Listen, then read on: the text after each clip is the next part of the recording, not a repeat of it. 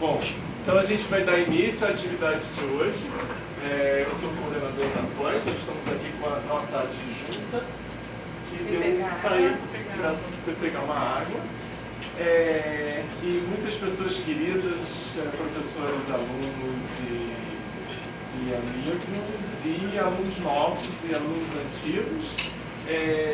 Então, hoje a gente tem a fala do nosso querido Turenco Bessa,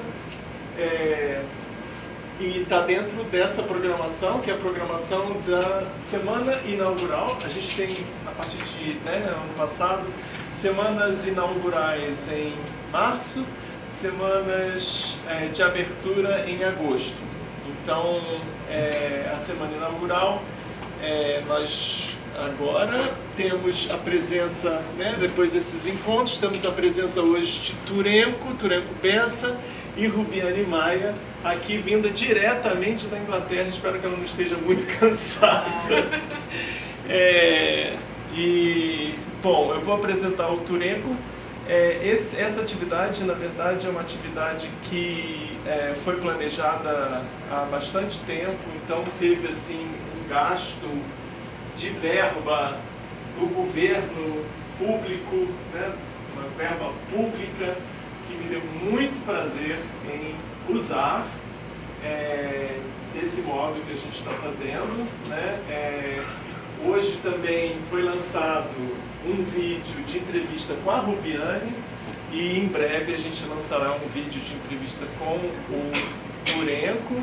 Isso tem a ver com o meu projeto, mas eu gostaria de apresentar. A gente lança no YouTube,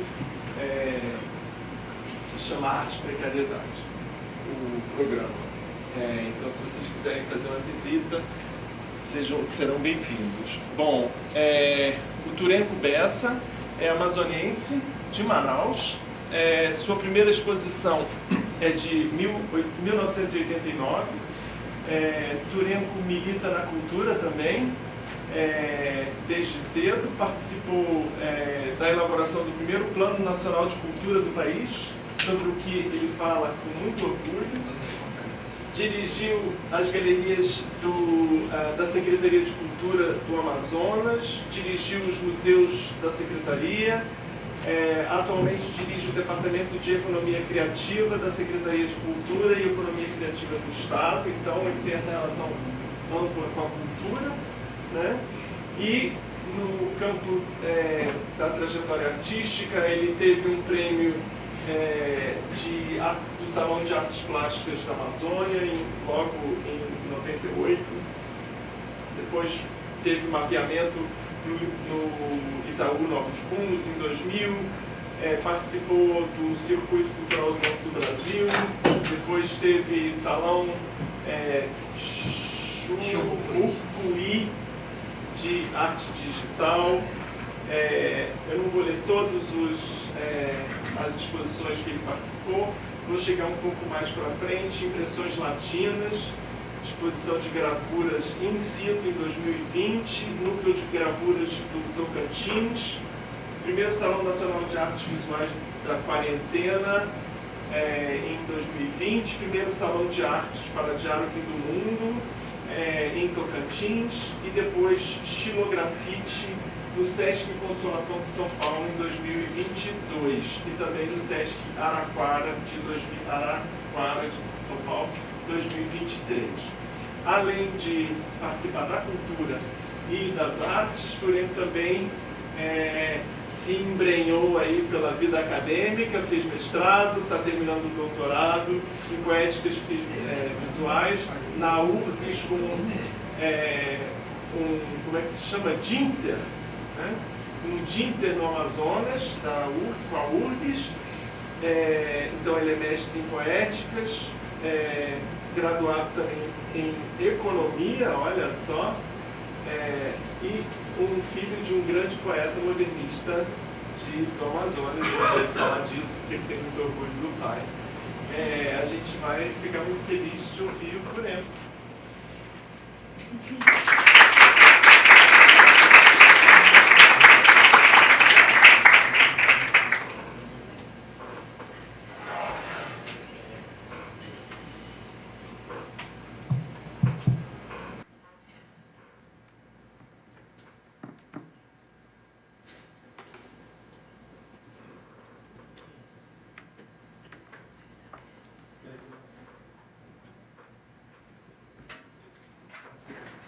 Alô. Boa tarde, gente.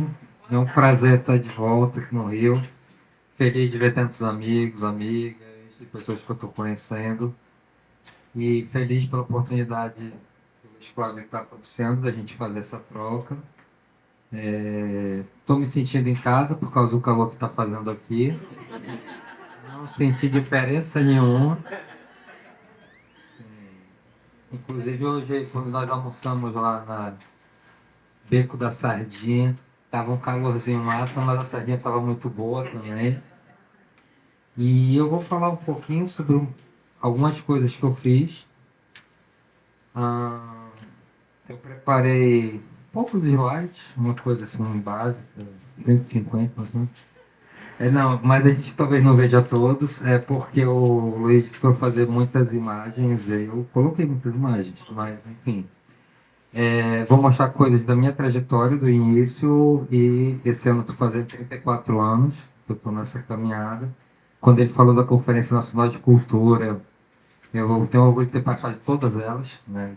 Agora essa da quarta, eu só participei das setoriais, não tive condição de ir a Brasília, mas a gente ajudou a fazer a construção da política pública desse país e a gente tem essa responsabilidade, a gente precisa estar ocupando esses espaços. Ah, vou começar mostrando umas imagens, sem falar praticamente nada, e aí depois que eu vou retomar, porque tem algumas proposições que eu vou fazer durante minha fala, tá? Deixa eu começar. Eu acho que pode apagar uma luzinha aqui. Tá apagado já. Será que precisa apagar mais uma? Essa aqui. Aí o programa que a gente está filmando. Não, só essa. Essa já está apagada. Não, essa. Tá bom?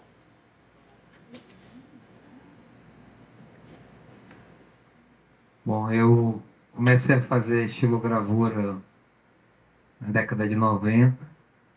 Eu dei uma sorte danada, como o Luiz estava dizendo, eu sou filho de um poeta. E na casa do meu pai viviam os artistas todos, poetas, escritores, pintores, pessoal da música. Então a construção cultural também ocorreu muito na casa dele. Em Manaus a gente tem um marco na história que é o Clube da Madrugada, que é um clube que vai fundar o manifesto em 1954, que vai pretender trazer uma modernidade às artes amazonenses. E eu tive uma sorte danada, do meu pai ser da geração pós-madrugada, e eu ter contato com esses caras todos em vida, que viviam na casa dele. Então, assim, é uma referência para mim muito grande e que eu desde pequeno acostumei a ter. Tanto que eu comecei a pintar imitando um deles, que era um artista chamado Van Pereira, um caboclo de Inhamundá. É um local do mundo que tem mais jacaré do que gente na cidade. É sério, o alto grau de amputação lá é grande. Eu seria um almoço completo. E o Van Pereira era um cara incrível, trabalhava com bico de pena, com óleo, e aquilo me fascinava. Eu faço ilustração também, muito influenciado por ele. E outro cara que me influenciou, eu chamei de Bacelar, ele já era na geração com a Madrugada, mas era irmão do Hahnemann, que era do Clube da Madrugada, que também me influenciou bastante. Eu disse para o Luiz, quando a gente estava conversando, que eu dividi em alguns tópicos assim a minha trajetória, porque a primeira coisa que a gente começa entre 12 e 17 anos eu chamei de alumbramento da paisagem. Aquela coisa de pintar o naturalismo, imitar, aquela coisa da paisagem ribeirinha, que é tão interessante. Mas com 17 aquilo já não me dizia muita coisa não. E eu conheci outros caras, um pouco mais velhos também. Lembrando que essa época em Manaus não tem celular, não tem internet, né? Então vocês imaginem a velocidade de informação para chegar lá e também a questão de quem tinha informação às vezes não partilhava, né? E a gente não tinha acesso a um monte de coisas, nós jovens. E aí a gente começa a fazer depois dessa parte do alumbramento da paisagem, começa a negar a província, a crítica da província, muito baseado no que o Souza escreveu, tanto na Sessão do Botucuxi como a Madi Maria. Aliás, o Márcio, para mim, é um dos maiores escritores que a gente tem no país. E depois dessa negação toda, 97, 2006, uma artista amazônica chamada Rita Loureiro, ela me apresentou 2 livros. Um chamado Moronguetá, são 2 volumes do Nunes Pereira, Moronguetá é um decamerão indígena, e o outro foi o Grafismo Indígena da Lux Vidal. E aquilo me marcou muito, porque eu comecei a ver essa coisa da ancestralidade, comecei a pesquisar, e obviamente com 25, 26, 27 anos, eu me apropriei muito daquilo, não é? Porque fazia parte da minha realidade. Falando um pouco de mim, veja, eu sou filho e neto de imigrantes que fugiram da Segunda Guerra Mundial. Minha bisavó perdeu tudo na Revolução Russa, foi parar na Croácia e perderam tudo, foram parar na Amazônia. Porque meu avô ele era químico de curtume, ele era especializado em tingimento de couro. E lá tinha um curtume canadense por conta da Zona Franca de Manaus. E o meu lugar, então, logo eu percebi que eu não sou originário. E eu também não sou forasteiro, porque eu tenho um enraizamento profundo na minha cidade. De todas as coisas que tem lá, eu conheço mais da metade dos municípios do meu estado, de ir no lugar. São 61, eu conheço mais da metade. Cada calha de rio que a gente vai é uma coisa muito emocionante, porque é diferente a realidade. As pessoas que estão ali são muito resilientes, tem tudo para dar errado, mas acaba dando certo, porque o pessoal não arrega. A gente tem momentos do ano que às vezes metade dos municípios estão abaixo da água, e quando digo abaixo da água é 2 metros, 3 metros, 4 metros. Então você já não tem água potável, porque mistura tudo e não se pode consumir. Então, assim, o meu lugar é esse lugar, assim, que parece o lugar de um caboclo. Por isso que eu sou um caboclo outsider, porque eu sou filho e neto de imigrante, mas estou lá dentro e cresci lá e tudo. E aí a minha fala ela tem muito a ver com isso, essa miscelânea toda. E o fato do trabalho ser feito muitas vezes numa construção diz respeito a algumas coisas. Uma, eu sou um grande acumulador. Entre os meus acúmulos, eu tenho muito acúmulo de história em quadrinho. Existe um segmento de história em quadrinho chamado um sector, que é, não tem diálogo, mas há um,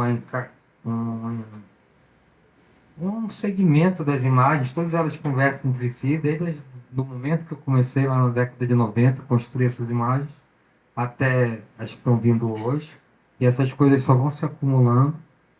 A estética é uma estética do excesso, né? Você não vai ter síntese assim, no meu trabalho, é raríssimo.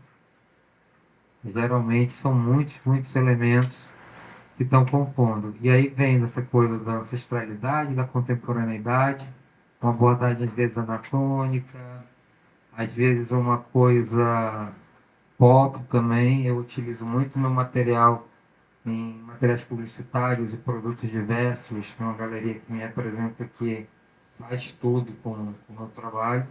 E para mim a melhor parte é que eles cuidam das minhas redes sociais, que eu acho chatíssimo. E também eu não me preocupo com nada assim, só na parte da criação. E, e além dessa história da estética, da história em quadrinhos, tem um outro cara que marcou muito na minha vida, que foi o Joaquim Torres Garcia, uruguaio, com construtivismo.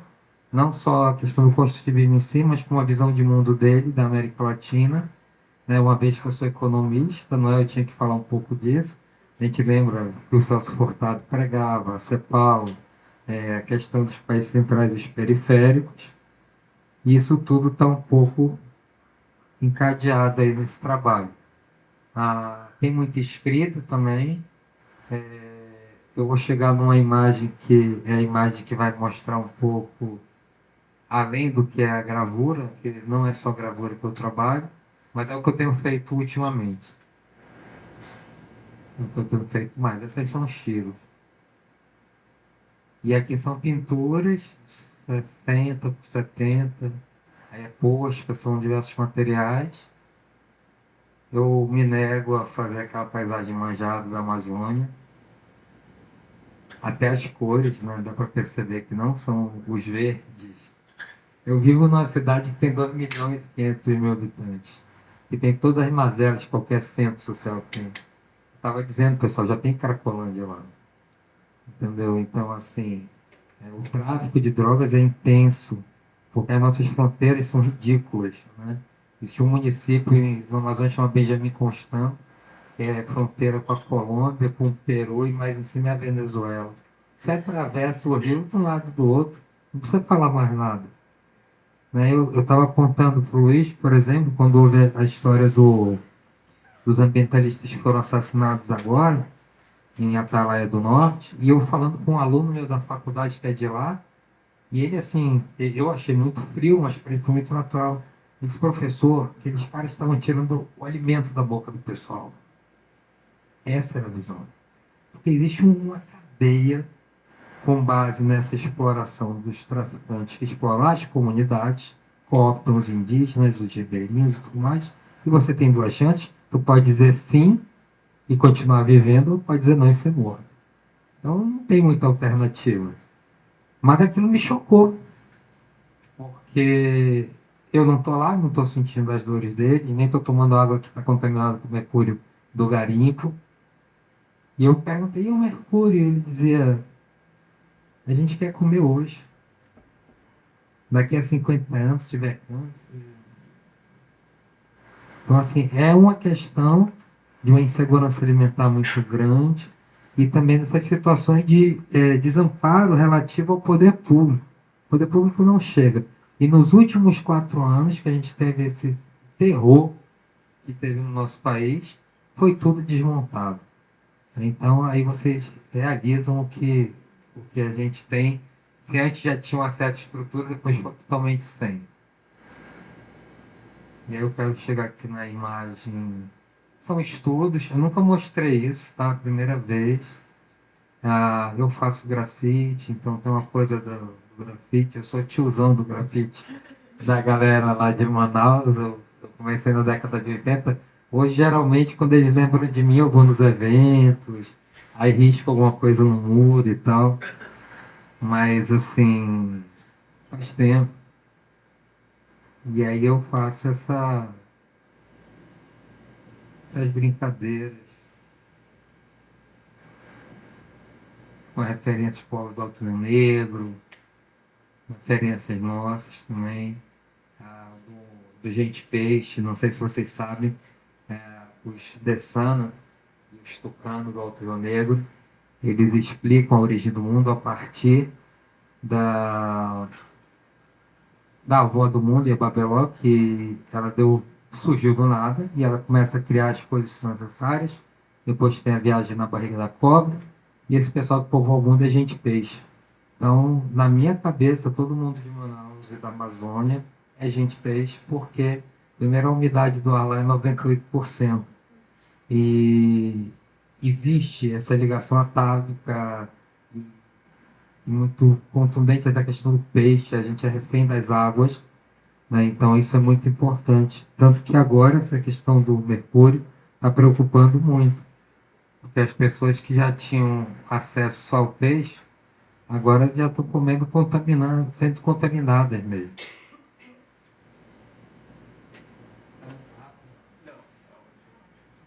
Eu faço referências aqui. Bom, isso foi da última exposição que eu fiz agora em 2022, e são dois posterlands, né? A princípio são linóleos de 65 por 50, e aí tem toda uma construção, tem uma questão política, tem uma questão de muitos impropérios para o ex-presidente. Ele merece. Porque eu não resisti, fui riscar lá o vídeo da galeria. Aqui é a questão dos carimbos, eu faço carimbos também, que a questão da portabilidade para mim é importante. Eu ando com o meu ateliê comigo 24 horas, porque sou educador, e aí temos aquela lida diária, então eu tenho uma facilidade de produzir em qualquer lugar que eu esteja. Não precisa ter uma sacralidade, não precisa ter aquele ambiente ano bissexto, com incenso. Não, nada disso. Onde eu tiver, eu produzo. Esse aqui é o Salão Chumucuís, é um museu virtual que tem agora no Pará. E aí são gravuras digitais. O curador chama Ramiro Quaresma.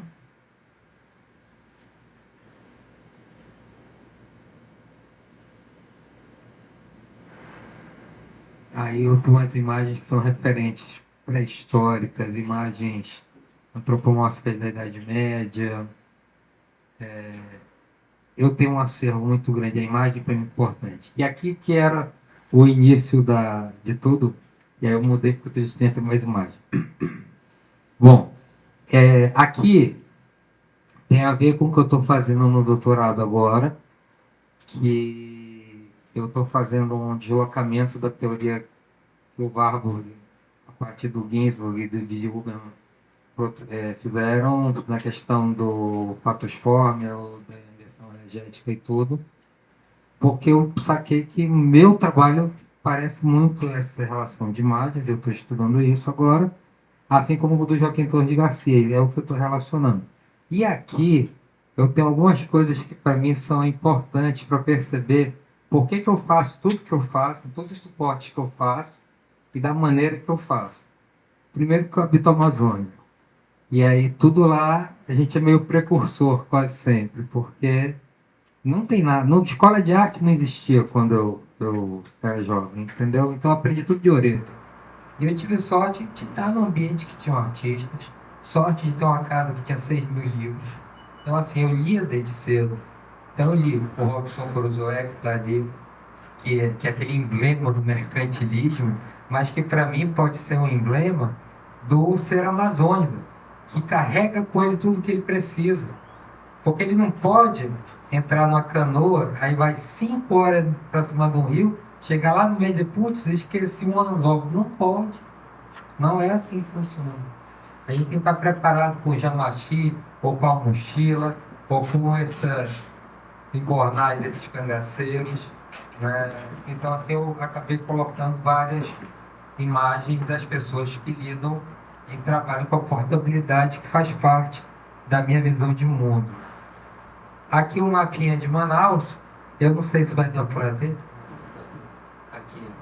Isso aqui é uma reserva que a gente tem na cidade, chama Reserva Adolfo Duque, e a cidade está entrando, está tomando conta, só que com a reserva. Aqui tem um parque natural, estava comentando aqui com o pessoal que roubaram parte de uma escultura minha de aço lá, com certeza para vender no quilo, né?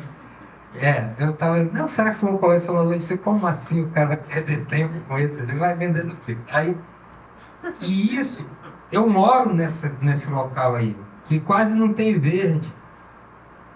Eu moro na zona centro-sul, ou seja, mais aqui para baixo, perto do Rio Negro. Então, eu sou um cara muito urbano. Eu conheço o interior porque eu sou enxerido, que eu vou lá.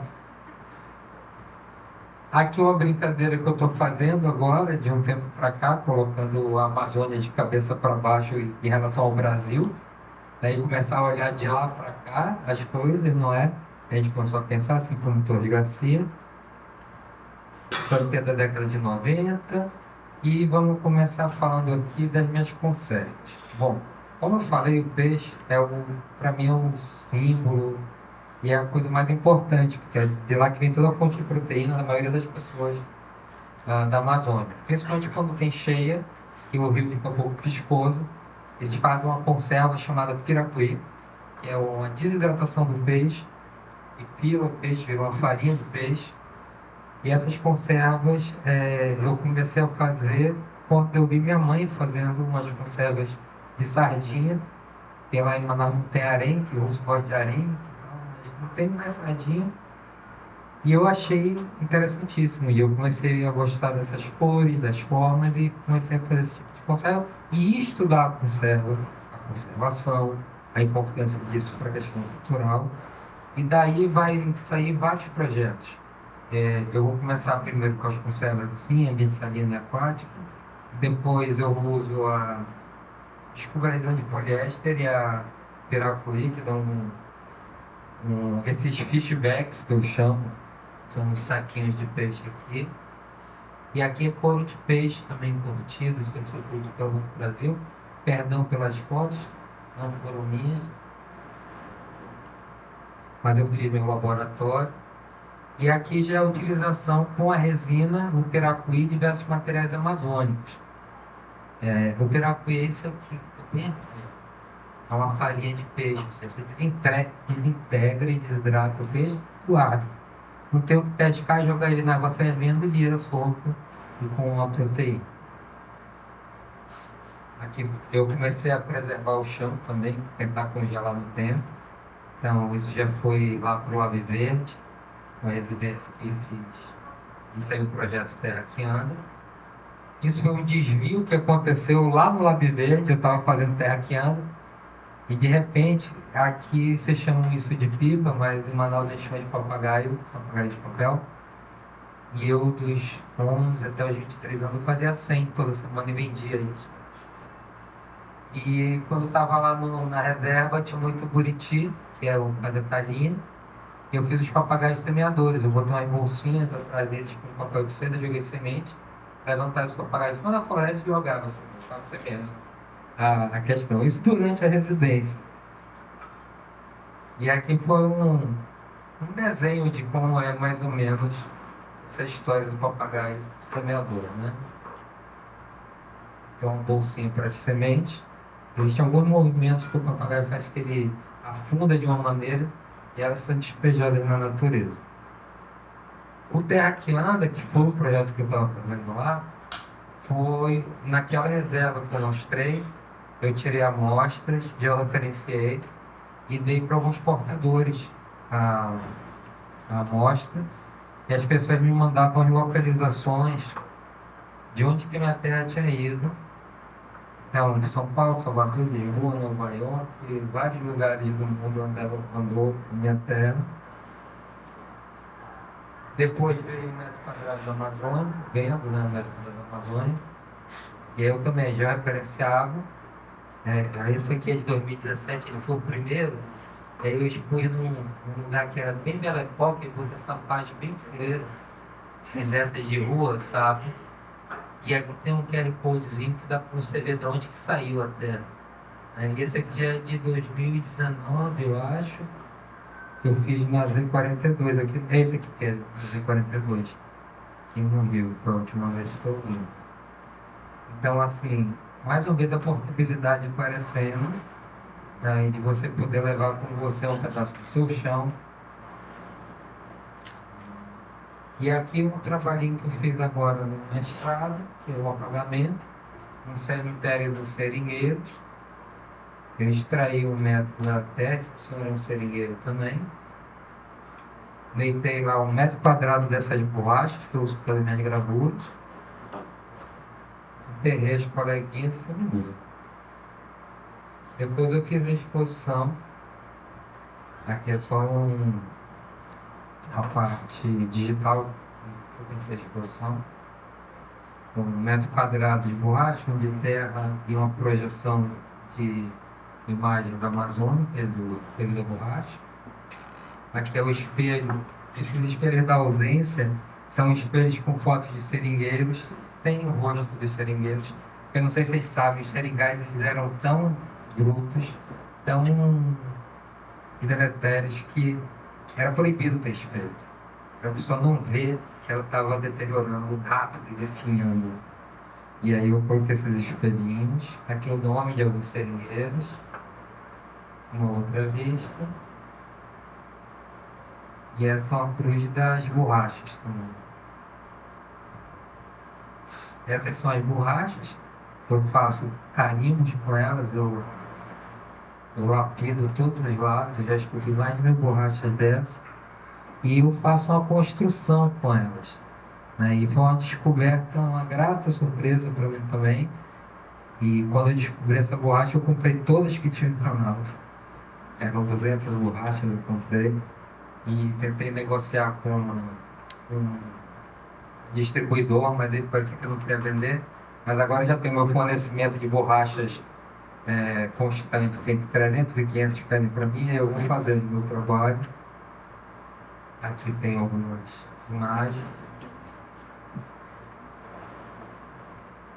E vejam como é importante para mim eu estar com essas borrachinhas, para eu não ter que parar de produzir na minha jornada diária de educador. Isso está na minha mochila comigo toda hora. Onde eu paro, eu faço. Não tem negócio de... Não tem sacralidade, não. Aqui são várias utilizações de vários carinhos diferentes. Aqui é o projeto Figurinha. Esse é um projeto que começou em 2000. Mais uma vez, é uma coisa que é muito portátil, que é pop, que é infantil. Que começou assim: eu estava numa sala de aula e recebi um artista amazonense muito consagrado. E ele foi meio rude com meus alunos, sabe?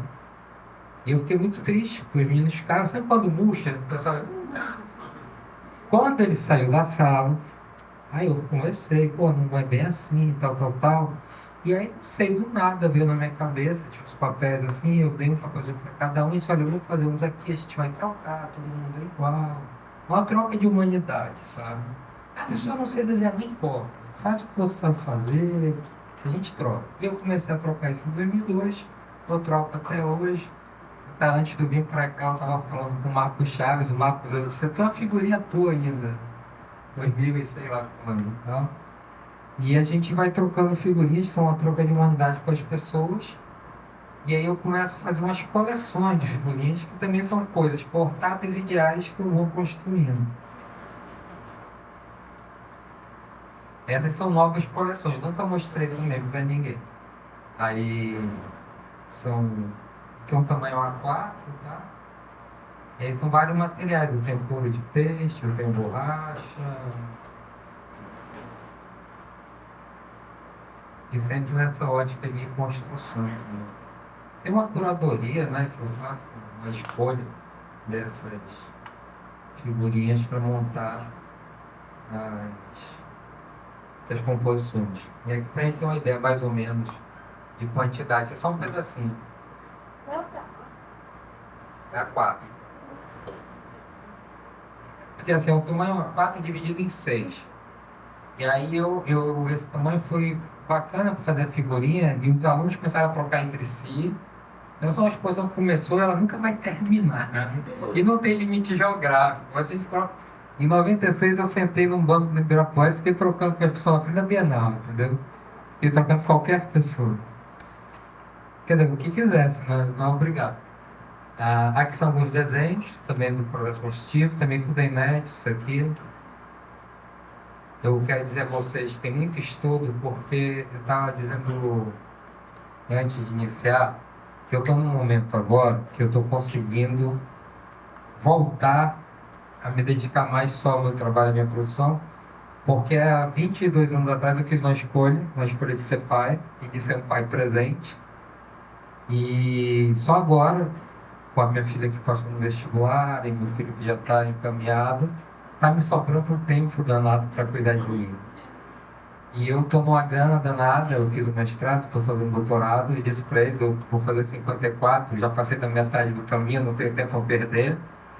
Eu digo isso porque fatalmente a probabilidade de eu ficar com 100 anos é bem remota, levando em conta tudo que eu fiz com a minha saúde durante o tempo.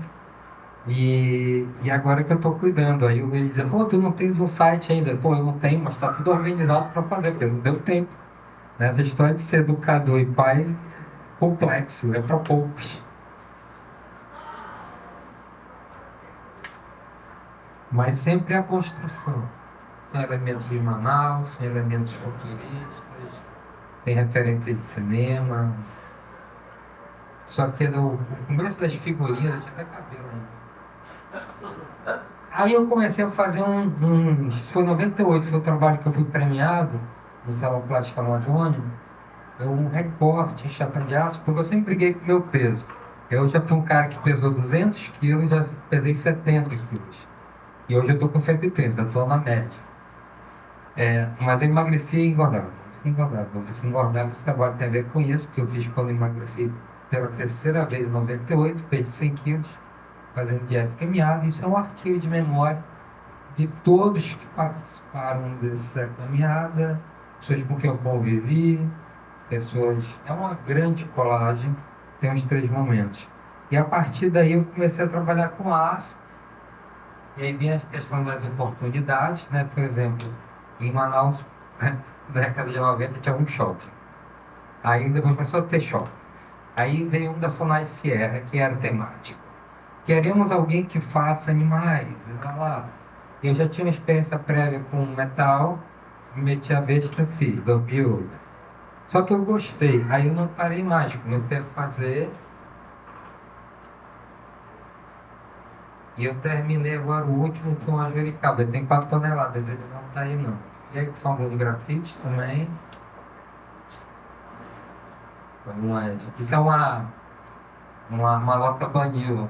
Muita diferença. Uma maloca que está no Centro Cultural que a gente tem lá. Isso aqui foi no Pará, na Casa Fora do Eixo Amazônia, eu fiz parte da Rede Fora do Eixo há bastante tempo.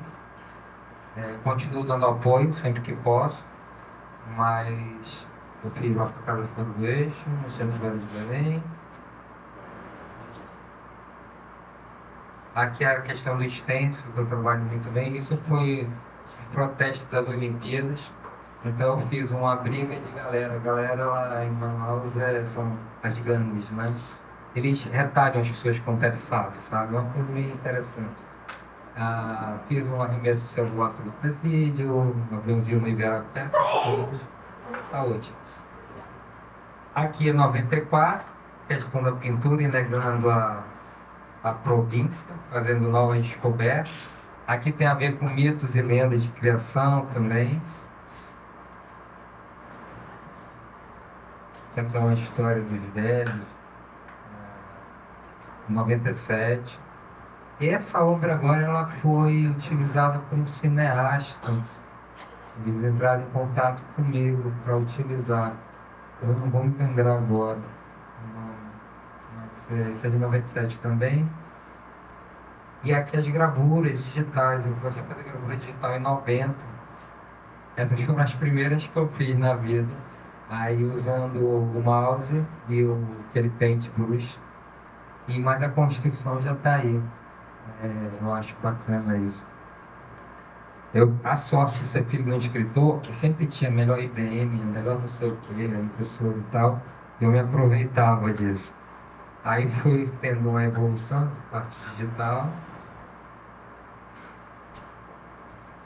Aqui as gravuras, né? Eu ilustrei muito trabalho do meu pai, muito, muito, muito. A gente tinha uma brincadeira chamada Produção do Dia, que eu ficava no meu ateliê, ele ficava escrevendo, eu ficava eu reunia com ele mostrava o que ele tinha produzido, ele mostrava o que eu tinha feito, a gente criticava, falava, trocava. Aqui eu tinha emagrecido 100 quilos, nem pareceu. Só a capa da foto.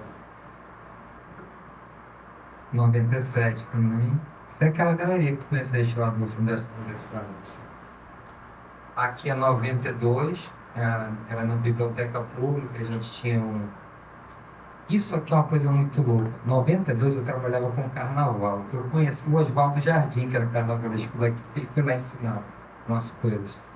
Aí eu peguei um ícone lá na nossa cidade, que é a Cultura do Teatro Amazônia, e transformei num cocar. Despejei umas tintas. Manoel. Muito bem. E fiz essa ocupação no espaço público da Belle Époque, essa questão desesperada de negar a paisagem mudada, aquela coisa toda, e fazer algo diferente. Isso tudo é feito com material reciclado, né? Tava de najazeira, que é uma palmeira, com jornal. Aqui já é uma outra história, são os arquétipos do imaginário. E aí eu começo a fazer meus volumes. Eu achava que isso eram umas trilhas, mas depois eu descobri que são cicatrizes que a gente tem. Perdão nas fotos também, porque eles usavam a máquina log. A maioria daqui não sabe o que é uma máquina log. Não é desse tempo. E aqui algumas tentativas também da arte conceitual, 93. Isso aqui eu acho massa, que são meus selfies antes dos selfies. Em 98, eu peguei um scanner de mesa, do meu pai, obviamente, e comecei a fazer escaneamentos. Eu não tenho mais nenhum registro desse material. Deu um sumiço num set. Eu nunca mais vi. Tenho saudade. O que é interessante é a data, não é? Que é de 98. E o Scanner eu achava massa que ele captava até a respiração da gente. Outras experiências de pintura, 99, isso aqui. Eu sempre pintei, sempre fui um pintor também. Aqui são cadernos da década de 90, 99 para mostrar a construção também. Isso participou do Grito do Rock 2010, fora do eixo, muitas cidades da América Latina. E essa foi a última gravura que eu fiz, que tem 2,5 que é a que eu fiz, chama Transamazônica, eu fiz lá na Xilografite. E foi bem bacana, 2 meses de trabalho, tem uns 60 mil cortes. E aí tem toda a coisa da minha trajetória nesse processo. Não sei se eu fui muito rápido.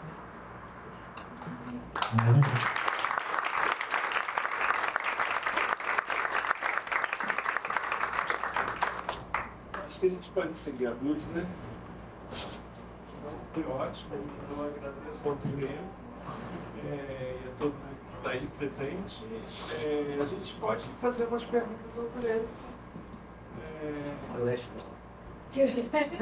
Vamos lá, que ele responde. Então vamos. Alguém gostaria de fazer uma pergunta ao Guilherme? Eu quero fazer. Oi, tudo bem?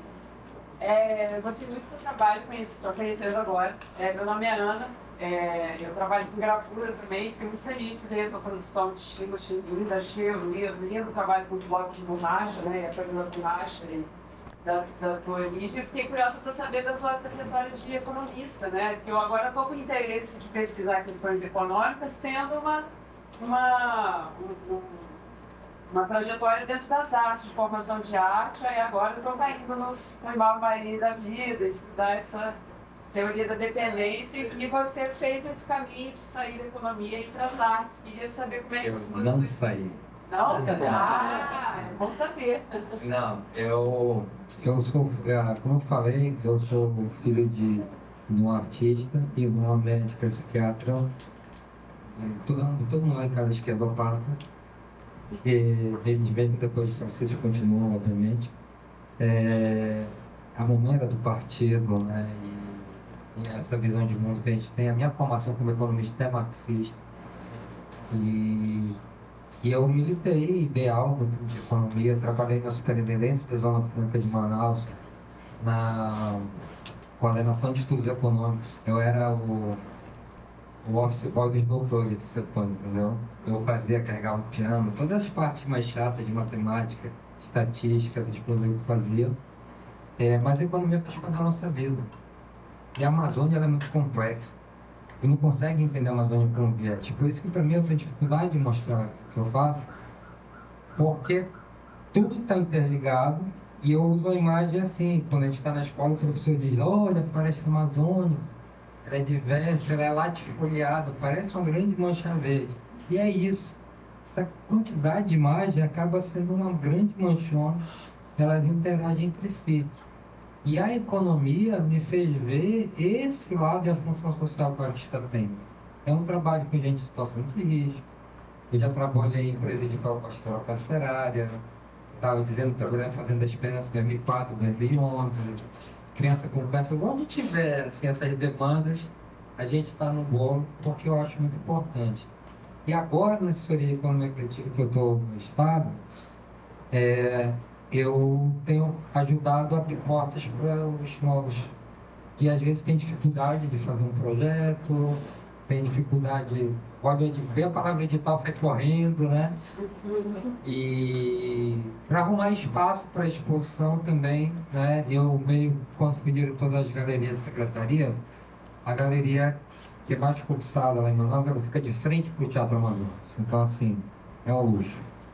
Então, só os ricos e famosos nele de caras que expõem lá. É só os amigos do rei.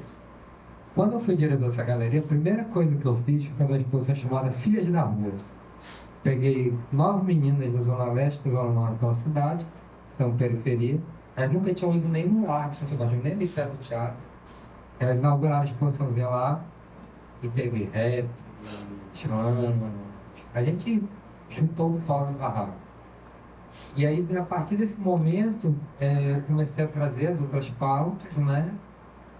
E eu fiquei 2 anos, me botaram para dirigir os museus, porque eu fiz um trabalho bom. E aí entrou agora um cara chamado Cristóvão Coutinho, que é um curador incrível, que faz um trabalho incrível. Acho que a melhor gestão que teve na Galeria do Ar. O Cristóvão já foi curador adjunto do Rumos, né? É artista também, da minha geração. Eu sou da geração 90, 2000, né? Eu nasci em 70. E assim, a economia ela está presente o tempo todo. E agora com a economia criativa, está tão em voga, todo mundo fala toda hora, né? E às vezes não sabe nem do que se trata. Mas isso é um exemplo de economia criativa. Tu pega uma borracha de R$2,50 e gera um valor danado nela, usando apenas o que a gente tem de mais precioso no som, que não termina nunca, que é a nossa cabeça. Obrigada. Alguém mais gostaria de fazer uma pergunta? Cris. Muito obrigada pela exposição inspiradora. Eu fiquei com vontade de que você falasse mais para a gente sobre esse processo dessa entrega dos pequenos desenhos, das frases, essa partilha aí com O projeto Figurinha é uma troca de humanidade. Ele não é uma troca de trabalho, ele é um pedaço da pessoa que tem com você para algum lugar. É algo típico de quem é colecionador e criador. Né? Por isso que quando eu trocava com meu nome, eu dizia: eu não sei desenhar. Eu disse: minha filha, faça qualquer coisa, escreva seu nome. É você ali. Né? É um pedaço. E é importante essa troca de tu estar no mesmo patamar, sabe? Porque o que o senhor fez lá com eles foi muito feio, assim, sabe? A gente chama às vezes na academia que tem uns pega-deuses, né? O pessoal que é muito assim, né? Que flutua. Então, e não é por aí, né? Num certo sentido, todo mundo tem arte, né? Se a gente pensar nos povos originários, eles nem dividem a arte, todo mundo é artista e tudo. E é uma troca de humanidade. E aí em 2017 eu fiz a exposição que eu expus figurinhas minhas e figurinhas da coleção. Eu tenho umas 10 mil figurinhas de troca. Então assim, ela não tem limite temporal nem geográfico, né? Você não pode ser colecionado em qualquer lugar. E é portátil, você pode levar para qualquer canto. Mais? Fale. Quando você fala Mais alto. quando você for dedicados à criação de uma canção,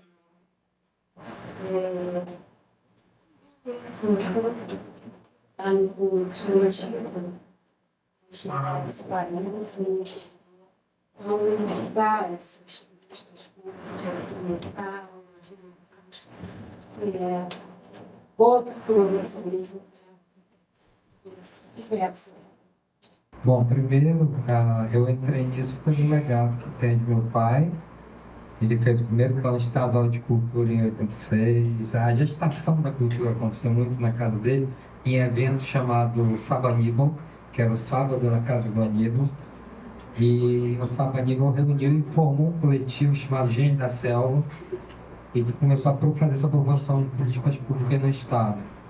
Eu fiz parte da criação do primeiro Conselho Municipal de Cultura, fui do primeiro Conselho Municipal de Cultura do Amazonas.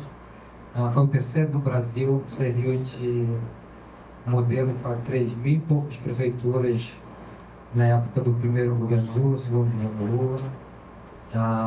E é aquela política que é paritária, entre o Sudeste organizado e o poder público. A primeira nacional, a gente trabalhou para criar o CPF da Cultura, né, que era Conselho, Plano e Fundo. E eu fui na segunda, na terceira, em 2013, eu consegui colocar um texto que falava do custo Amazônia, né, porque é uma disparidade muito grande de tratamento dos editais nacionais em relação à questão de custo. Então, você fazer um ator em 3 cidades aqui é uma coisa, vai em 3 cidades lá, como diria o Bruno Henrique do Flamengo, é outro patamar, né? Então, assim, é muito mais custoso. Eu até tive um curso recente sobre a Rouanet com uma pessoa que é do Ministério, e ele mostrou um certo desconhecimento dos valores das coisas legais. Tem um exemplo sobre aluguel de van que era totalmente equivocado. Então, só daí já mostra que essa coisa de olhar de lá para Brasília, de lá para cá, é muito importante, sabe? E eu sou um otimista. Eu acredito que a violência a gente não combate contra a violência, isso é educação, eu sou educador. Então, quando eu vou para dentro da comunidade, a gente pede licença dos traficantes para entrar, para fazer qualquer tipo de ação e tudo, até se arriscando, eu vou tranquilo e eles já conhecem já a gente. Um dia desse eu estava entrando no estacionamento, aí tinha um moleque marretinho tomando conta assim, aí ele parou, botou para mim, não é aquele gordo que faz grafite? Mas por acaso eu sou, aqui o senhor não paga não, pode entrar. Entendeu? É porque a gente está direto. Então, me dói muito assim, ver as pessoas morando em palafico. A gente não ter sangue de esgotamento. Eu participei do seminário segunda, tem uma comunidade em Boca do Acre, que é no sul do Amazonas, então 159 pessoas, são 19 famílias. Eu descobri uma expressão amazônica que eu não conhecia, vou compartilhar com vocês. É meio nojento, mas não existe banheiro. Eles fazem as necessidades no que eles chamam de pau da gata. Pau da gata é fazer as coisas no mato. Só que tem um lugarzinho no pau da gata, quando vem a cheia, meu amigo, mistura tudo. Então, assim, estamos no século XXI. Eles têm 3 horas de energia de motor a diesel, né, por dia. Então, assim, é um isolamento total. Na última seca que houve, a gente teve um monte de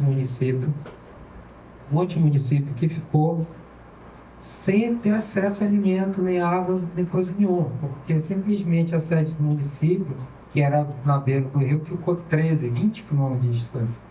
O cara vai trazer os víveres na cabeça, na areia fogo, entendeu? E agora a gente está com um problema também na cidade de Manaus, que tem 900 flutuantes, tanto de pessoas que moram, quanto de gente que resolveu abrir bar e fazer coisa, mas não faz tratamento nenhum da água, entendeu? E eu digo, eu dou aula curso de arquitetura e urbanismo, eu digo aos alunos, eu prefiro nadar na privada lá de casa, que eu sei a procedência, do que nadar no meio de um lugar assim que está se porcalhado todo. E a gente não é inesgotável esse recurso, sabe? Quando a gente tem uma seca como essa, é meio apavorante. A gente tem medo que toque fogo e tudo, mas é por aí mesmo. É por aí. Então, assim, essa questão da água, do vai e volta, da gente estar lá na Amazônia, e é engraçado, tem um monte de discurso, que amamos a Amazônia, salve a Amazônia, não sei o quê, mas a maioria dos planos não trata o amazônica como sujeito, muitas vezes não pensa na situação de quem está lá. Trata só na floresta, dos biomas, do não sei o quê, mas, por exemplo, o pessoal de Atalaia do Norte, que vive a refém dos traficantes de droga, traficantes de garimpo, traficantes de pescado, e que eles fazem parte de uma cadeia produtiva e que eles não têm como sair, porque o jeito de sair é morrendo, né? O Estado não entra. Então, assim, eu acho que é obrigação de qualquer brasileiro. Isso que é ser patriota, não é ser lambibota de Miami.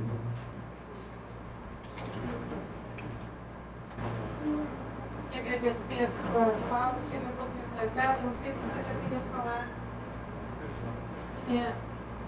Peço algumas perguntas, uma muito simples. Como você elabora as palavras, né, que surgem no seu vocabulário? Parece que o nome, a Amazônia, como é a escrita, esse vocabulário, essas letras, né?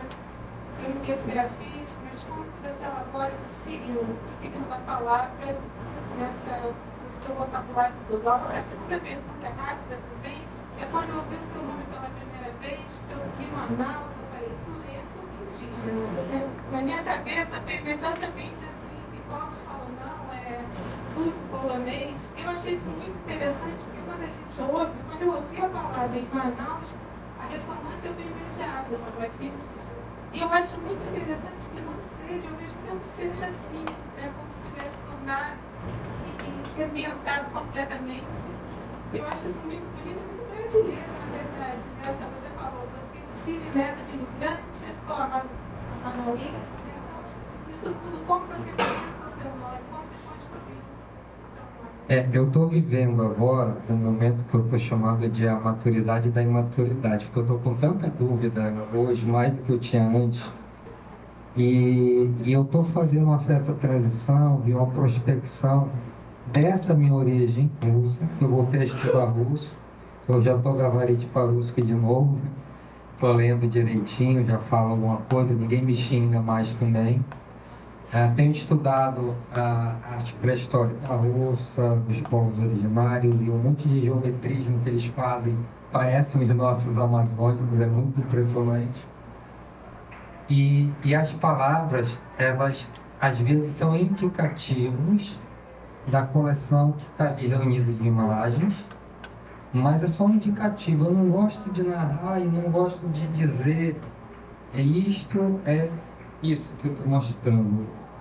E às vezes são palavras fortuitas, que como eu faço essa coisa portátil, às vezes eu estou no dia a dia, acontece um fato, aí vai para o meu caderno e depois do trabalho, né? Que é uma construção que é meio diária, assim. Eu produzo todo dia, não é figura de expressão. Todos os dias eu trabalho.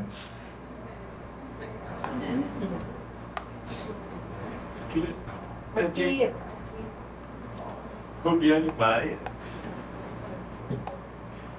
Então, também eu queria te agradecer de olhar toda essa produção, mas tão plural, coisa que dialoga. Duas coisas me chamaram a atenção, queria só de falar um pouco mais, que é você entra nessa questão da contabilidade, que eu achei super interessante. Né? Você fala que eles carregam o seu DNA com você, e essa coisa de colecionismo, né? Achei muito interessante. Como que começou para você essa coisa do colecionismo? Como que isso se construiu na sua vida? Né? Essa coisa da coleção e de carregar essa coleção e de trabalhar com essas múltiplas coleções que vão interferindo umas nas outras. Pode. Deixa eu ver agora. Eu deixo. Tá bom. Eu também tenho isso que é da acumulação, né? Eu queria que você falasse, inclusive, do seu ateliê, pena que você não pegou imagem, talvez você tenha, não sei. Que eu conheci o ateliê dele e realmente é um acúmulo, né? Uma coisa de... Sabe aquele do Francis Bacon, aquela coisa meio assim, aquele papel ali é documento de trabalho. A questão da coleção começa com a questão de estar na casa deles e ter os 6 mil livros lá dentro. Então, não tinha internet, não tinha joguinho eletrônico. A gente brincava de papagaio de papel, futebol e ler. A gente lia muito. Então, eu li os Hércules, Tarzan, Robinson Crusoe, que mostrei. Então, todos esses clássicos, e aquilo fazia um mundo na minha cabeça, sabe? E quadrinho desde cedo. Então, tudo que tu pensar de Ziraldo, Maurício, Asterix. Depois, mais tarde, eu comecei a colecionar Manara, Moebius, Steranko, Veso, um monte desses caras. Tinha coleção de selo, tinha coleção de moeda, tinha coleção de futebol de botão. Um dos maiores traumas da minha vida que me roubaram essa coleção, que eu tinha construído há muito duras penas aqui no Rio, porque o Rio ele tem, não sei se vocês sabem, os jogadores de futebol de mesa daqui, eles têm várias categorias e tem uma que é muito criativa. Os botões têm dimensões diversas, tamanhos, formas. É interessantíssimo, eu era apaixonado pelo botão. E eu sou um acumulador de imagens também, então eu tenho muitos teras de imagens. Imagens, como sou professor de história, me interessa tudo que tem a ver com essas comparações. E na proposição do doutoramento é justamente pegar aquilo que o Warburg faz, que é tão criticado do anacronismo, e usar o anacronismo a meu favor, poeticamente falando. Porque é o que eu faço. Essa coisa do ancestral e do contemporâneo ao mesmo tempo, né? E o trabalho que está mais me dando agora é justamente a organização do acúmulo, né? Mas eu tenho já uma sistematização que eu realizo, que eu compreendo. Poucas pessoas vão compreender como está feita a organização, a não ser que eu esteja do lado para explicar, né? Mas é por aí. A organização do acúmulo é sofrida ou é alegre? Eu só me divirto, eu não tenho sofrimento no meu processo. Eu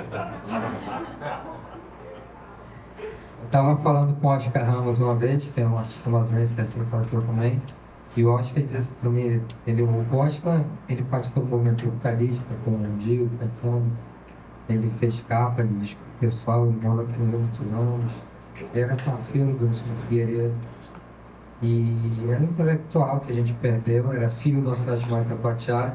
Quer dizer, eu sofro por aí, eu sofro para criar. Um olhar assim, eu acho só o máximo. É lógico que tem aquela hora que a gente fica invocado, e que tu não achou a coisa e tal, e que tu quer a resposta. Aí até sofrer é forte. Larissa. Pode ir. Mas eu depois eu fico chamando. Então, eu queria dizer, acho que você é o homem mais dedicado que eu conheço. Eu te conheço há quantos anos? Com 20, né? Menos. Mas claro, porque eu conheci o festival no mundo, já tem 20 anos. 20 anos. Mas tudo bem, conheci o depois, então você está vivendo um momento delicado, internos. Não perdeu a ternura, não continua cuidando da ternura, eu acho que é uma coisa fantástica no mundo de hoje, não perder a ternura, mais a forma que seja misericórdia, não perder a ternura mais fácil. E tem algo que, assim, que é tomada a economia que ela tem de mais interessante que ela troca. Não está nas trocas da figura, a troca perpassa todo o pecado. Quando ela pergunta, eu achei que tem a contabilidade e a coleção. A contabilidade é retirar algo de algum lugar e colocar em outro contexto para falar em outro sentido. Essa coleção provavelmente vai virar uma coisa. Você é um colecionista, mas você é um criador de mundos. Quem faz coleções faz mundos. Então, o que você escreve? Então, você escreve mundos, escreve, desenha. Eu acho que não há uma diferença entre elas. A leira, ou como é outra palavra, não é assim. A serpente é uma palavra. Né? Você não sabe que a serpente está ali conversando com contigo e tem um bicho do Transamazônica e um escrito em russo. Isso eu sei. Estava escrito lá, Bozo Tojijoku, que é Bozo vai tomar no céu onde. Assim, Deixa eu só pedir, foi tão engraçado o pessoal do educativo do SESC que me ligou. A gente traduziu, a gente traduziu. Aí a gente está contando para todo mundo aqui, menos para as crianças. Para as crianças não, mas para todo mundo. isso é muito mais legal, né? Porque bota uns códigos secretos que só alguns sabem, mas a vida comum disso, né? Você faz as diferenças, partilhar alguns mundos, não partilhar outros, porque eles não conseguem partilhar, e a tradição que nos vida. Você é um portador de mundos, criador de mundos, um conversador de mundos e um preservador de mundos. Então, você tem que você mostrar uma parte do seu trabalho que gosta muito, são aquelas concepas, né, que são de uma foto, mas elas são muito bonitas. Visualmente, elas são impressionantes, porque ele leva aquilo, né, com toda a gente peixe, né, mas ela tem essa coisa da estilo, da gravura, né, está no mesmo. Tem uma coisa interessante, que nessas conversas de materiais conversa, não é toa de ser igual a borracha, não é por exemplo, a borracha, para lembrar do ser humano. E quando você traz ser humano anos depois, né, no doutorado, no mestrado, você tem um trabalho muito e muito impressionante saber que você pode ter um espelho, não se vê a degradação. E quanto é distante o nosso mundo, né? Sim, mazelas aqui ou mazelas lá, são mazelas que a gente não conhece, não chegam a nós, não chegam lá. Então, assim, eu acho que é só isso, só falando que você é um criador de mundo, eu acho que ela é mais delicada que a gente. Só para não ficar envergonhado. Isabel? Então, também eu muito impressionada pelos trabalhos, eu fiquei pensando se você pudesse falar mais dessa prática cotidiana, desse processo de abstinência, como que essa prática cotidiana de carregar aquilo que vai fazer todo dia, mas se tem algo que você estabelece algumas regras ou alguma das dimensões do que você vai carregar, para ter que ser pequeno, quais são essas regras que você se autoimpõe? Eu fiquei pensando se tem isso e também colaborando aí com o Cláudio, quando você olha para esse arquivo, que é um arquivo imenso, que é um arquivo, né, uma densidade, se isso tem uma reatualização disso no que você... Então, se você vai lá para vir aqui de novo, assim, deve fazer isso, mas com que grau de complexidade também, não sei, mais para... Assim, a regra é uma regra de sobrevivência. Eu sou a rima de família, né? Então, na minha casa só quem trabalha sou eu, para ganhar dinheirinho. Minha esposa, eu estou casado e namoro há 26 anos. E ela é uma mulher incrível. E se não fosse ela, talvez eu não estivesse nem vivo, porque eu era meio maluco demais, assim. E como eu gosto muito do que eu faço, eu vou sempre muito na raiz, muito sem limite, né? E quando ela vê que eu estou muito assim, ela diz, volte aqui. E a necessidade me fez usar a portabilidade, porque você ter várias cadeiras para dar aula de manhã, eu trabalho há 30 anos de manhã, de tarde e noite. De manhã, de tarde e noite, de manhã, de tarde e noite.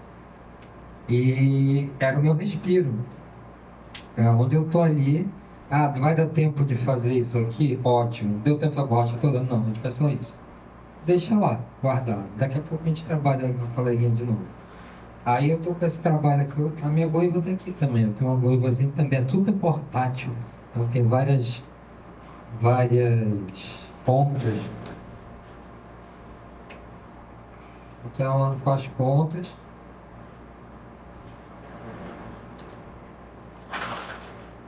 Então, tu tem um ateliê para poder gravar isso. Eu faço ilustração, muito estudo de livro, capa de livro.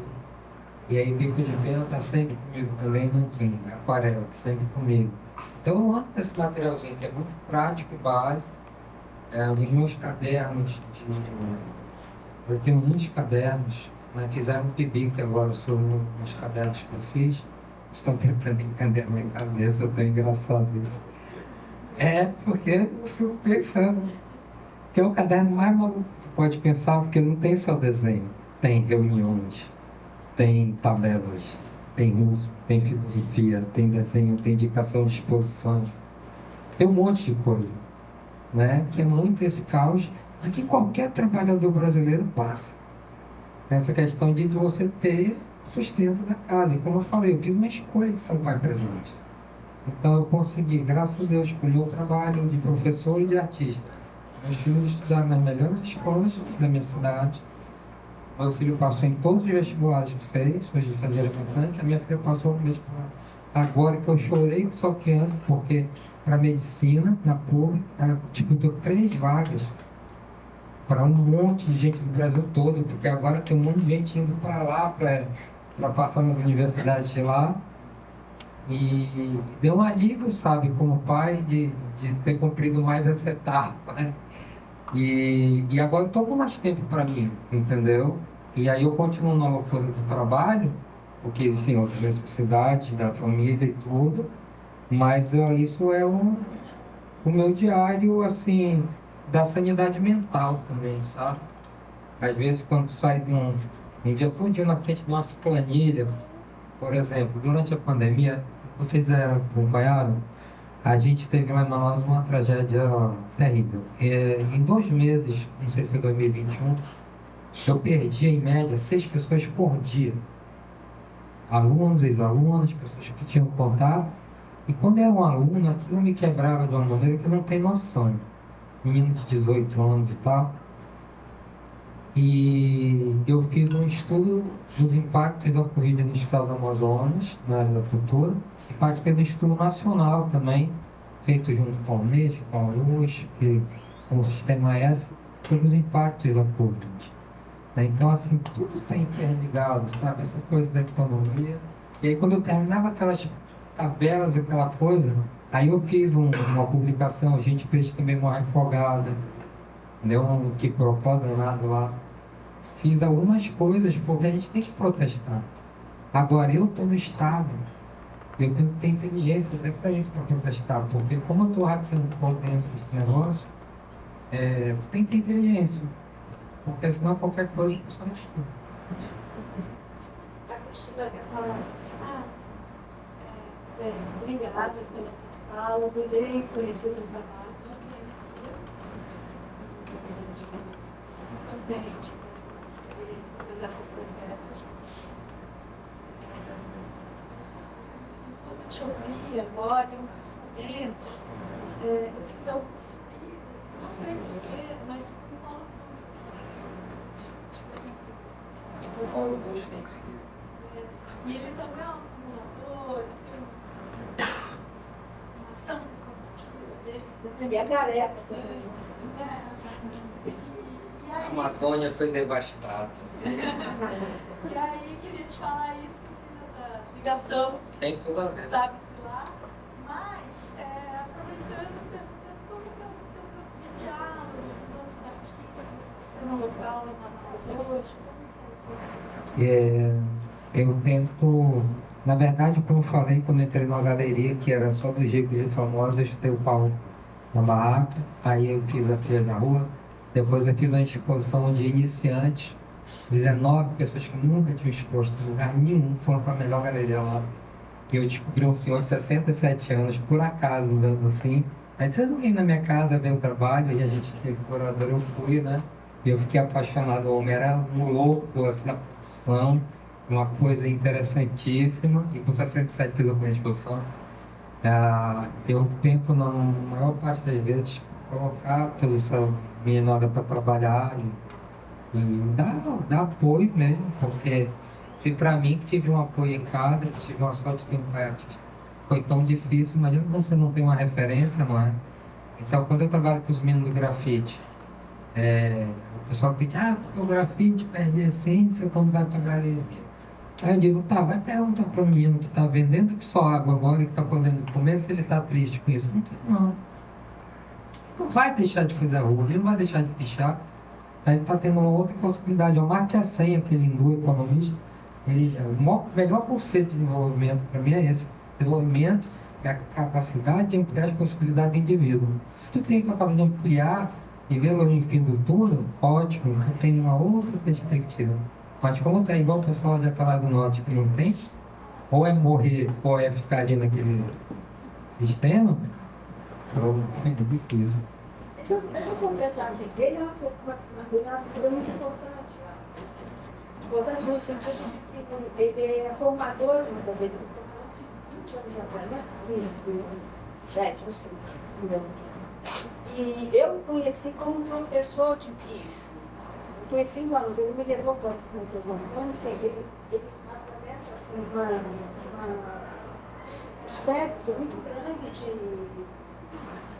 de produtores de arte, digamos assim. Ele está falando assim mais ou menos, mas eu sei que ele é uma pessoa, uma figura importante lá. Isso é muito da Amazônia, porque, como eu te falo, eu sempre dou esse exemplo para meus alunos também.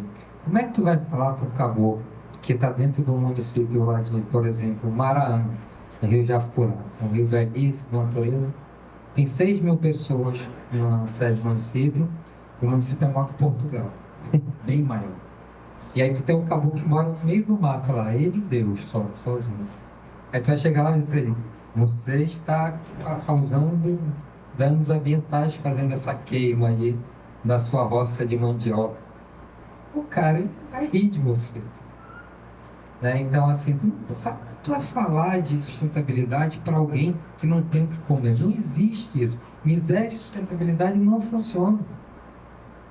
Eu estou no hotel, eu falei para a Marisa, no centro, chama Pompeu. Na frente do hotel, a quantidade de gente que mora na situação de rua é uma coisa incrível. Não chega perto de São Paulo, que é exponencial. Lá em Manaus tem um monte também. Então, assim, esse sistema que a gente está vivendo, ele não pode estar correto. 60 pessoas têm metade da riqueza do mundo. 60 CPFs têm metade da riqueza do mundo. Enquanto tem gente morrendo de fome, gente sendo muito hackeado no mundo todo. A gente estava comentando também da questão do Minha Casa Minha Vida, que eu ouvi, eu participo de alguns grupos de política e eu ouvi que estão querendo fazer uma desapropriação de alguns imóveis bem localizados nos centros urbanos, que estão abandonados há séculos e que já são habitados, inclusive, mas com condições super precárias, para fazer o Minha Casa Minha Vida, em vez de jogar sempre periferia. Isso é de uma inteligência assim, incrível, porque vai dar vários usos no espaço urbano, diminui a necessidade de deslocamento, né? Ressignifica os lugares que está acontecendo aqui em São Paulo, na Cracolândia, essa coisa toda, né? É terrível. Imagina que é um comerciante de lá a vida toda e agora vê que acabou, porque ele não tem o que fazer, não tem nem o que reclamar, né? Agora eu adorei o livro. Eu adorei o livro. Acho que não é. Aqui não é um papagaio. Os chineses chamam de pássaro de papel. Então, papagaio. Deve ter papagaio no China, né? Eu fazia 100 toda semana quando era menino. Brincava demais daquela. É muito, né? E é desde... Eu tenho a mão toda cortada de viso no céu. Daí eu fiquei imaginando um monte de papagaios. Semeando, vamos semear. Porque aqui a Tainá, que é a secretária municipal do meio ambiente, ela estava pegando, eles estavam adquirindo drone, né? Para jogar semente. Que é um papagaio de metal, que seria bonito, né? Uma super papagaiada, semelhante. Papagaiada é comigo mesmo. Gente, talvez a gente tenha que fechar, mesmo que eu não pergunta mais. Não sei se tem. Antes de agradecer ao Tureno, eu queria contar como eu conheci o Tureno. Eu estava em Manaus e eu tinha ido fazer uma fala em Manaus. Aí eu falei, eu preciso ficar aqui uma semana, pelo menos, quero conhecer os artistas. E conheci alguns artistas. E o Tureno, primeiro, antes de conhecer o trabalho do Tureno, a gente foi almoçar num restaurante. O Tureno me contou muitas histórias. A narrativa do Tureno é muito embrenhada de muitos desvios. Então, era o pai, era a mãe, era a Rússia, era a Croácia, era a Amazônia, eram os indígenas. Era uma quantidade de informação muito grande. E aí eu deixei o Tureno, depois, sei lá, de 2 horas de almoço, e fui para o hotel. Aí fui olhar imagens do Tureno. Falei, gente, isso aqui é muito desviante. E o que é muito curioso, que eu falei, que eu pensei, e aí no dia seguinte eu fui, na verdade, o ateliê do Tureno, que também é realmente um acúmulo. Tem as coleções e tem o acúmulo. Mas eu tenho uma defesa em minha pega. Eu tive um problema com um ateliê meu que foi invadido em 2010 e depredaram. Assim. Eu tinha o meu ateliê era tipo um barco de caboclo, ele tinha 5 metros por 10 e 2010, foi logo depois que meus pais morreram, eu perdi meus pais muito próximos, eu não conseguia ir no ateliê, não conseguia ir na casa dos meus pais, não conseguia passar nem na rua do bairro, perto. E aí, quando eu descobri, já tinham destruído tudo, roubaram muita coisa. E aí eu catei o que tinha e aí ficou uma coisa meio mais acumulada na minha casa, porque depois eu não retomei por causa da correria toda. Né? Só para concluir, achei muito curioso que apesar de haver uma narrativa muito profícua, o que eu via nos trabalhos não estava narrado. Aquilo me impressionou muito, porque vinha conversas de questões sociais, conversas de questões de meio ambiente, vinha conversas do nosso presidente, que ele não chegou nem a falar o nome, da época. Nossa, falho por você. E, tipo, hoje, quando você falou, não nomeou o presidente antigo. É o inominável. É o inominável. E eu fiquei muito impressionado, porque realmente o trabalho não tinha essa narrativa. Então, a visualidade do trabalho era muito independente da fala dele, embora se cruzasse. E aquilo foi o que realmente me fascinou muito mesmo. Esse criador de mundo, disse a Marisa. Ele é um criador e um encontrador. Encontrador de mundos. Sem dúvida. Sobrevivência da Amazônia. A gente que viveu lá sem celular, sem internet, quando a gente começa a trocar assim, e aí a gente tem, por exemplo, aquele São Paulo, que é uma mulher incrível, é de uma nova geração. Aquele cuidou da casa dos meus pais quando meus pais morreram. Ela fez um centro cultural chamado Vargas das Artes, que são 5 anos lá. Aí tem a Mendes, a lá que está, acho que está em São Paulo, que faz grafite, que é indígena, que é incrível também. Essas novas gerações. Eu coleciono há 34 anos. E eu posso dizer, eu já ajudei a formar um monte de gente. E quando eu posso, eu abro essa possibilidade. Quando vão os curadores lá, a gente reúne, mostra quem está produzindo.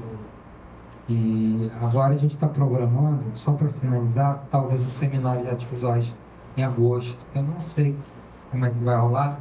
A gente teve um corte de orçamento muito grande, porque está previsto uma seca pior que no ano passado. Mas e acontecendo o seminário, vai ser muito bacana e eu vou fazer a curadoria de uma juventude que tem lá, que ela chama Arte Oculta.